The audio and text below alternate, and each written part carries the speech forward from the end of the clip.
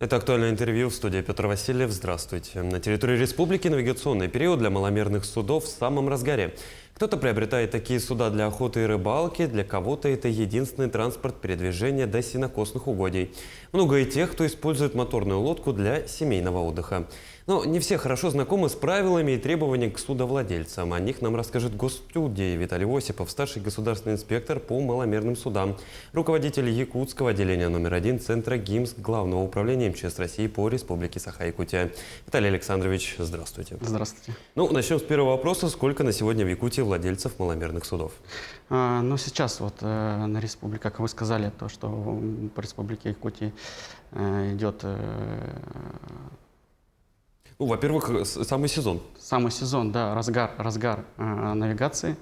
И у нас суда приобретаются все больше и больше. На данный момент, на сегодня, у нас зарегистрировано более 40 тысяч судов.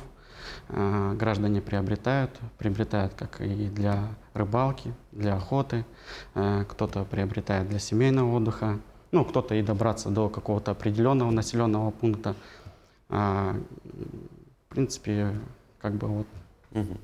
Виталий Александрович, маломерное судно, простыми словами, лодка. Обыкновенная. Их количество у нас в Якутии увеличивается с каждым годом? Есть ли да, конечно, с каждым годом все больше и больше регистрируют, граждане приобретают маломерные суда. Да, конечно. То есть те яхты большие, которые у нас в акватории, допустим, 203-го микрорайона, это тоже они же? Да, тоже они же подходят до 20 метров, маломерное судно подходит. Хорошо. Виталий Александрович, какая сегодня обстановка на водных объектах? Сейчас, вообще, Центром ГИМС Главного управления МЧС России проводятся рейды. Также у нас проводится акция «Вода – безопасная территория». В этой акции принимают участие правоохранительные органы местного самоуправления, волонтеры на выявление несанкционированных мест для купания. Проводим профилактику, мероприятия, мы в пределах своей компетенции проводим. Предлагаю поговорить про судоводителей. Мы сегодня говорим о том, что им необходимо обладать определенным пакетом документов. Какие документы проверяют инспекторы ГИМС в ходе рейдов и патрулирования?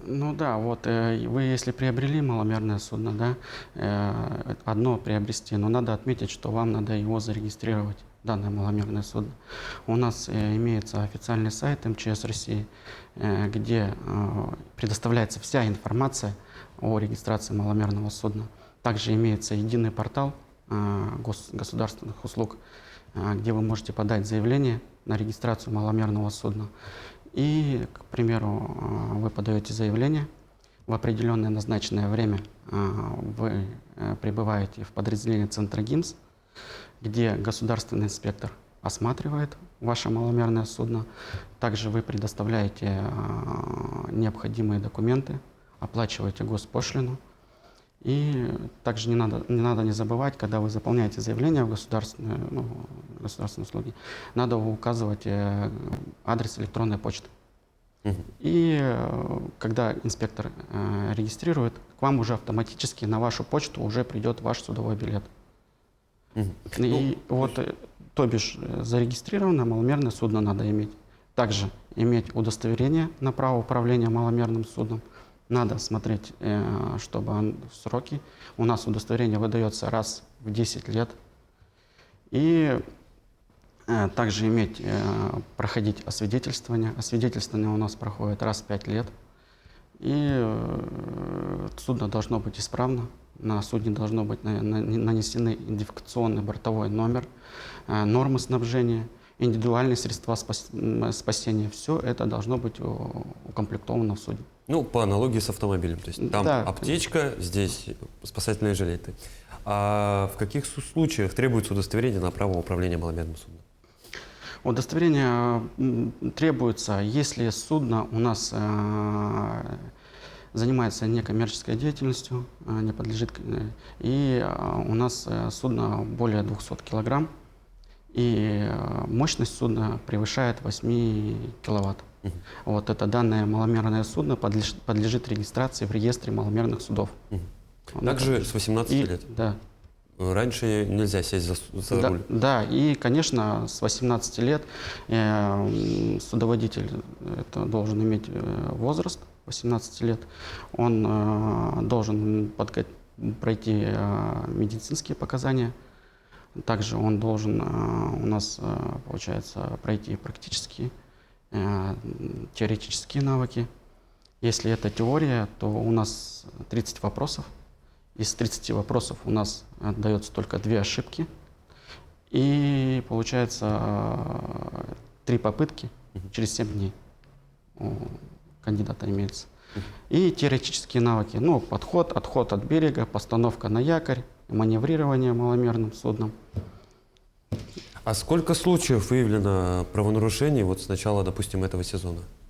На данный момент инспекторами центра ГИМС ведется патрулирование, рейды вблизи акватории, ведется надзор за правильным пользованием поднадзорными судами, маломерными судами, ведется профилактика. И на сейчас 176 административных дел. Это по республике Саха-Якутия. А что чаще всего нарушают? Это вот у нас, получается, чаще всего у нас выходит судоводитель не имеет удостоверения на право управления маломерным судном, судоводитель не зарегистрировал свое судно в установленном порядке, судоводитель не прошел и освидетельствование для маломерных судов. Также судоводитель нарушает правила обеспечения безопасности пассажиров в пути исследования. То бишь у него двигаться без индивидуальных спасательных средств. Ну и бывают такие случаи, когда, допустим, ну, условно, в одну лодку на 10 мест набиваются по 15. Да, конечно, надо учитывать это пассажировместимость. В судовом билете прописано пассажировместимость, это тоже в первую очередь, конечно. Вот такие вот за эти нарушения наши инспектора чаще всего выписывают постановление либо протокол административных правонарушений. Предлагаю еще поговорить про работу вашей службы. Какие задачи сегодня стоят перед ней? Ну, у нас сейчас задачи, как бы, сами понимаете, жара, да, лето, самая работа, выходные дни. Люди массово уходят на водные объекты. У нас, получается, на данный момент только по всей республике 6 официальных пляжей. В черте города это 2 пляжа. По всей республике 6 пляжей? По всей республике 6 пляжей. В черте города 2 пляжа. Это 202, это Вилюйский тракт, может, кто слышал. И там купаться разрешается, там есть спасатели, спасательный инвентарь, и там как бы за вами следят, все смотрят. За последнее время у нас где-то за года 3, наверное, никаких случаев кто-то, что утонул на официальном пляже, не было такого. Ну вот, тем не менее, вы проводите исследовательскую работу своевременную, но люди продолжают нарушать, так же? Ну, конечно, продолжают нарушать. Ведем профилактику, ведем административные, как бы без этого никак. Но все равно люди стали как-то по-другому относиться ко всему этому. Ну, случаев стало меньше, да? Ну да, случаев, конечно, с каждым годом тенденция все меньше и меньше идет. А если говорить о официально открытых пляжах, чем они оснащены? Вот, допустим, чем отличаются от дикого? Ну, конечно, вы, во-первых, когда вы входите в пляж, у вас уже имеются информационные стенды, правильно? Когда заходите на пляж, это в первую очередь информация. Там есть охрана, как бы какой-то досмотр. Вы не проносите алкогольные напитки, правильно? Запрещается. Так, есть спасательные вышки, над вами смотрят, есть спасательный инвентарь, есть огородительные буйки, есть взятые пробы воды, проба песка. Все это как бы в целом обезопасит ваше нахождение вблизи водного объекта. Вот работа спасательных вышек на официальном, по крайней мере, городском пляже, она осуществляется. Как быстро должны спасатели реагировать? Ну, знаете, в этом году спасатели как бы отличились, да, в прошлом году тоже у нас такой случай был, ребенок тоже как бы это углядели, даже бывают такие вот родители, да, которые не следят за своими детьми, ну, как бы не то, что не следят, отвлеклись, где-то что-то, ребенок пошел к воде, а ребята дежурят на вышке, они уже видят, ну, сверху видно всю картину как бы происходящего. И увидели то, что ребенок пошел в воде, а рядом никого не было. Ну, даже если кто-то рядом, они не обращают на это внимания. И предотвратили тем самым какой-то несчастный случай. Виталий Александрович, ну вы как спасатель, какой алгоритм действий, вот как помочь утопающему, если рядом нет профессионалов? Но если, смотря, тоже надо смотреть об обстановке, где вы находитесь, да, вот, если вы вдоль береговой на несанкционированном месте, да, нету спасательного инвентаря, да, но где-то, может, есть суда вблизи береговой линии, запросить о помощи, судно подойдет, да. И если сильное течение, ни в коем случае не бороться против течения, да, потому что просто лечь как бы в дрейф, не потихоньку подгребать к берегу, не паниковать в первую очередь. Виталий Александрович, продолжим тему с пляжами. Проверяете ли вы несанкционированные пляжи? Вот, допустим, Дыркалах, Вилюйский тракт, там озеро Сугун, по-моему, если не ошибаюсь. Там тоже, ну, организовали Нет, у нас, места для да, купания. Сугун это у нас на данный момент сейчас открытая, да, декларацию подал. Хорошо, тогда, допустим, Дыркалах, пригородная. Да, я же говорю, у нас вот совместные рейды проводим с органами самоуправления, с административной, с ГОЧС, с транспортной полицией на выявление несанкционированных мест для купания. Но вот у нас самые такие несанкционированные места для купания, это у нас всем известный район Петуховки, наверное, пригород, да? Как мы только там не боролись, да? Выставляем знаки. Даже одно время перекапывали просто подъездные пути к этому водному объекту. Но все равно люди подвергают свою жизнь опасности и выходят на этот данный водный объект. Ну, также у нас остров Хатыстак. Вот 203-й микрорайон. Вроде пляж недалеко, а 203-й микрорайон регулярно там тоже случаи бывают. Когда купаются на стороне ТЭЦ. Да.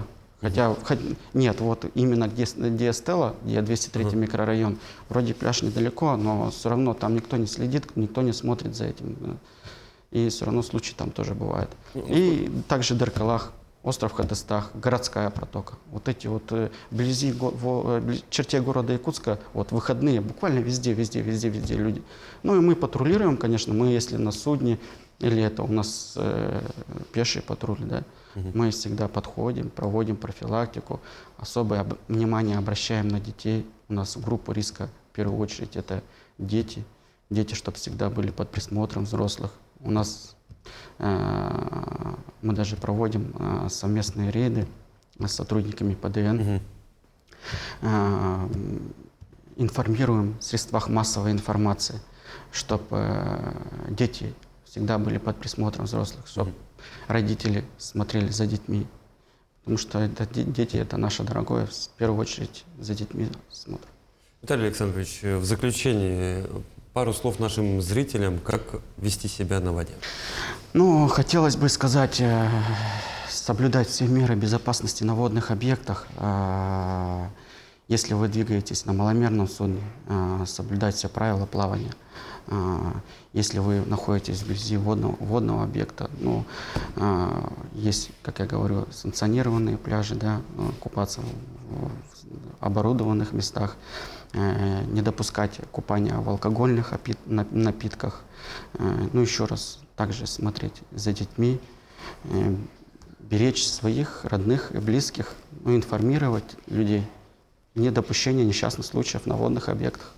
Виталий Александрович, спасибо, что пришли к нам в студию, ответили на наши вопросы. Уверен, благодаря вашей работе трагических случаев на воде станет меньше. Спасибо, Петр. Ну и напомню, вы смотрели программу «Актуальное интервью». До новых встреч!